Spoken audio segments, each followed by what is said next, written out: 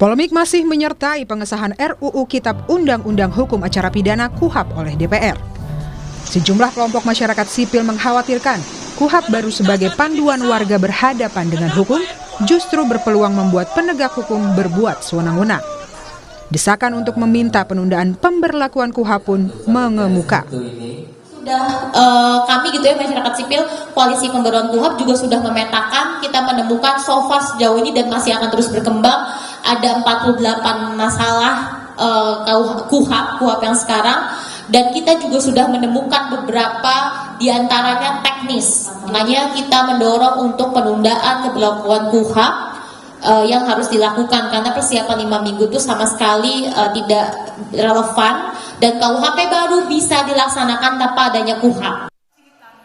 Menteri Hukum Supratman Andi Aktas menegaskan tidak ada pasal bermasalah dalam KUHAP atau Kitab Undang-Undang Hukum Acara Pidana baru yang akan berlaku pada 2 Januari 2026. Menurut Supratman, seluruh proses penyusunan regulasi baik KUHP dan KUHAP diarahkan untuk memperkuat perlindungan hukum serta hak asasi manusia. Supratman menambahkan, KUHAP baru dirancang untuk memberikan perlindungan menyeluruh bagi semua pihak yang berhadapan dengan hukum. Secara umum, KUHAP yang baru kemarin kita sahkan, intinya 2. 1, komitmen perlindungan terhadap hak asasi manusia. Sebuah reformasi yang kita lakukan. Tujuannya adalah, tapi yang paling inti, KUHAP ini itu sejalan dengan KUHP kita, yakni restoratif justice. Ketua Komisi 3 DPR RI Habibur Rahman mengungkap, KUHAP baru melindungi warga negara dari penyiksaan selama dalam proses hukum. Menurut KUHAP baru, dalam pemeriksaan harus ada kamera pemantau. Hal baru lainnya di KUHAP baru menyebut seseorang bisa didampingi advokat, bahkan sejak belum berstatus saksi. Advokat juga bisa menyampaikan keberatan terhadap proses hukum yang dijalani kliennya. Secara spesifik mengatur larangan atau perlindungan warga negara dari penyiksaan, yang mana di KUHAP yang lama nggak ada sama sekali. Jadi kita bayangkan kalau KUHAP lama terus berlangsung hingga saat ini, tiap hari akan ada korban. Nah, di KUHAP yang baru, seseorang sejak awal bisa didampingi oleh advokat, bahkan ketika belum berstatus sebagai saksi, baru pemberi keterangan pun sudah bisa didampingi oleh advokat. Nah, di KUHAP lama juga aturannya, seorang advokat itu hanya bisa duduk, mencatat dan mendengar, nggak bisa debat, nggak bisa berargumentasi. Sementara di KUHAP baru, advokat bisa menyampaikan keberatan dan keberatannya itu harus diakomodir dalam BAP. Sejak awal, proses penyusunan RUU KUHAP tidak luput dari tekanan publik. Kini publik berharap kepastian hukum dapat secara serius menjamin keadilan, melindungi hak warga, dan membatasi kekuasaan negara. Tim Liputan, Kompas TV. Desakan untuk menunda penerapan KUHAP baru mengemuka. Tapi bagaimana mekanismenya? Kita akan bahas ini bersama Deputi Direktur Institute for Criminal and Justice Reform, ICJR, Maidina Rahmawati. Mbak Mai, selamat malam, apa kabar? Selamat malam Mas, kabar baik. Terima kasih sudah bergabung bersama kami. Perlu dipahami juga saudara, kami sudah mengupayakan untuk mengundang perwakilan pemerintah hingga DPR RI persisnya dari Komisi 3. Namun hingga dialog ini mengudara belum ada yang mengonfirmasi atau bersedia untuk ikut dalam diskusi kami kali ini. Mbak Mei, begini, kalau tadi di konferensi pers teman-teman dari koalisi di YLBHI, saya juga melihat di situ teman-teman mengharapkan ada penundaan di situ, tapi mekanisme penundaan ini dalam bentuk apa?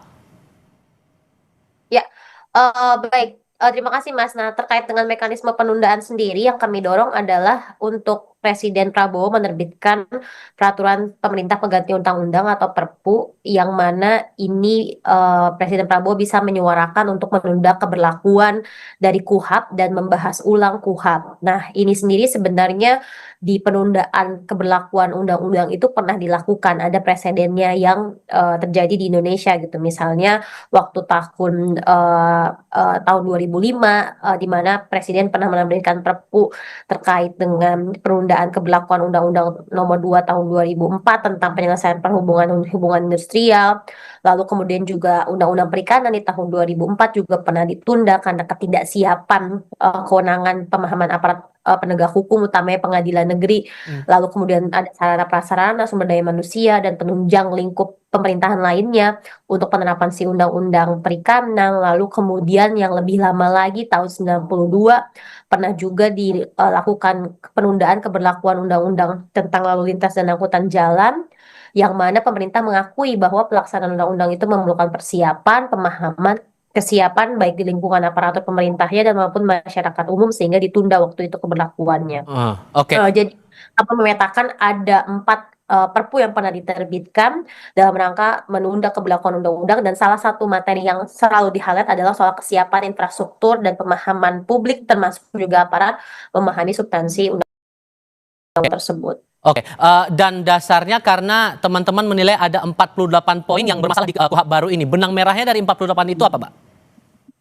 Sebenarnya jadi terkait dengan substansinya memang kami menemukan ada 48 substansi bermasalah terkait dengan RUU-KUHP, tapi itu masih akan berkembang karena pembacaannya masih akan dilakukan terkait dengan pembacaan kritisnya. Tapi di satu sisi adalah kami meng-highlight bahwa KUHP ini sangat administrasi, respon terhadap administrasinya sangat banyak gitu. Misalnya saya meng-highlight penangkapan, penahanan itu harus dilakukan dengan surat perintah, penahanan juga harus dilakukan dengan surat perintah, nomor pasalnya akan berubah, berarti template-template seluruh dokumen-dokumen penegakan hukum itu akan berubah, tidak hanya di penyidikan, tapi di penuntutan, termasuk juga di persidangan. Dan selain itu juga bahwa RKUHP sendiri pun juga mengamanatkan ada 25 peraturan pemerintah, 1 undang-undang, 1 perma, dan 1 perpres untuk menjalankan si RKUHP. Dan saat ini pun sosialisasinya belum dilakukan. Tadi saya baru lihat banget gitu ya bahwa Polri sendiri menyatakan baru akan melakukan sosialisasi pada Januari 2026. Bagaimana bisa sosialisasinya dilakukan pada saat keberlakuan? Jadi ini sangat mepet, hanya 5 minggu untuk melakukan penerbitan aturan turunannya, untuk melakukan sosialisasi, bahkan sosialisasinya belum dibahas dengan komprehensif, maka ini yang ada nanti akan jadi kebingungan hukum penerapannya seperti apa, dan ini malah akan jadi kekacauan. Nah, sehingga perlu dipertimbangkan untuk Presiden melakukan penundaan keberlakuan. Dan kalau kita lihat juga gitu ya, di KUHP pun juga ditunda, ada masa transisi selama 3 tahun untuk mempersiapkan implementasinya. Tapi kalau kemudian ada penjelasan dari Ketua Komisi 3 dalam rapat paripurna bahwa terutama jadi highlight masalah jaminan dari aspek HAM-nya di balik penerapan KUHP baru ini, menurut Anda sudah cukup menjawab atau belum nih? Belum sama sekali. Jadi dari awal memang kritik dari RUU KUHP, dari awal kita sampaikan bahwa ini sama sekali tidak mengadres masalah fundamental peradilan pidana di Indonesia, di mana kami nge-highlight salah satu yang selalu kami gaungkan dan kejadian sekarang gitu ya, penangkapan dilakukan secara masif, utamanya kemarin oleh teman-teman dari aktivis tahanan politik gitu ya, bahkan dari aktivis sampai dengan angkanya sampai dengan 1.000 orang ditangkap. Nah, salah satu permasalahan ini adalah soal tidak adanya otoritas yang menyeimbangi kekurangan penangkapan dari penyidik. Walaupun Jadi kemudian ini sudah ada jaminan bahwa tidak akan terjadi hal-hal yang menyeleweng begitu. Ya itu bukan jaminan, itu bukan perbaikan sistem, bahwa memang Indonesia punya kewajiban hak asasi manusianya untuk menghadirkan izin penangkapan dari otoritas yang independen, dan itu sama sekali tidak diperbaiki di konteks Indonesia. Misalnya, sekalipun misalnya Pak Habibur Rahman sampaikan bahwa dia diimbangi dengan kewajiban pendampingan advokat, Indonesia sendiri punya masalah terhadap akses advokat terkonsentrasi di Pulau Jawa gitu. Justru malah itu menambah permasalahan bagaimana menjamin semua advokat ada di setiap tingkatan pemeriksaan, ada di setiap polsek. Itu pun juga bukan jadi solusi, tapi membangun sistem yang tepat bahwa harus ada judicial scrutiny tadi. Oke, pertanyaannya begini kemudian, ini kan nunggu itikat. Kalau begitu, kalau berharap ada perpu, maka itikatnya sekarang dinanti. Kalau Anda membacanya atau seberapa yakin teman-teman koalisi ada itikat dari Presiden untuk mengeluarkan perpu? Dan kalau itu tidak terjadi, mengingat sisa kurang 30 hari lagi jelang ini akan diundangkan oleh pemerintah, langkah apa lagi yang akan dilakukan? Apakah akan ada uji materi? Kami sampai sekarang masih mendorong gitu ya bahwa kekacauan ini benar-benar harus diperhatikan Presiden Prabowo. Kalau misalnya Presiden Prabowo concern dengan pembawaan hukum, dengan rule of law, kebaruan ataupun kemudahan untuk iklim berinvestasi, maka harusnya Presiden Prabowo bisa melihat masalah KUHAP ini gitu, bahwa banyak gitu ya kewenangan-kewenangan barunya dalam penyidikan, misalnya yang kami highlight tadi gitu ya, bahwa kedudukan antara penyidik lainnya, misalnya penyidik otoritas jasa keuangan, lalu kemudian penyidik bea cukai dan penyidik-penyidik lainnya itu harus di bawah koordinasi dari polisi, bukan koordinasi, harus di bawah persetujuan dari penyidik polisi. Padahal di satu sisi misalnya Pak Prabowo concern sekali gitu ya dengan penyeludupan gitu ya, banyak waktu dialog yang lalu Pak Prabowo bilang bahwa penyeludupan akan menjadi highlight pemerintahannya, pemberantasan terkait dengan barang-barang ilegal. Nah, padahal di situ bea cukai harus untuk melakukan upaya paksa, menahan, menangkap, bahkan mengirimkan berkas kepada penuntut umum harus dengan approval atau persetujuan dari penyidik Polri. Nah, itu kan hal yang sangat simple dan ini sudah terjadi lama, bahwa koordinasinya bisa langsung antara penyidik PPNS kepada penuntut umum, tapi kemudian ini akan berubah sedemikian rupa sistemnya. Dan sayangnya gitu ya, misalnya aparat-aparat penegak hukumnya termasuk juga penyidik bea cukainya mungkin juga belum tahu, dan ini akan memberikan permasalahan di penegakan hukum. Kalau kemudian, sorry saya potong Mbak, kalau kemudian perpunya belum kunjung terbit sesuai keinginan teman-teman dalam kurun 30 hari sebelum ini diundangkan, di masa ini akan diundangkan begitu, akan uji materi nggak?